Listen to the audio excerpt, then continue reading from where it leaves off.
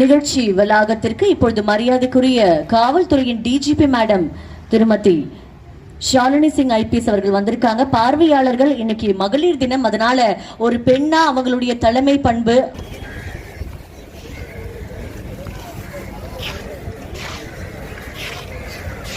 கையெழுத்தினை அளித்து இந்த மிஷன் வீரமங்கை இயக்கத்திற்கும் இந்த வைத்திய துவக்கத்திற்கும் மகளிர் தின வாழ்த்துக்களையும் பதிவு செய்து கொண்டிருக்கிறார் என்பதை தெரிவித்துக் கொள்கிறோம். ஒரு பார்வையாளர்கள், பொதுமக்கள், அரசு அலுவலர்கள் எல்லாருமே நல்ல கைத்தட்டி உற்சாகப்படுத்துங்க. பெண் கமாண்டோ பிரிவினர்கள், காவல்துறை வீரர்கள், NSS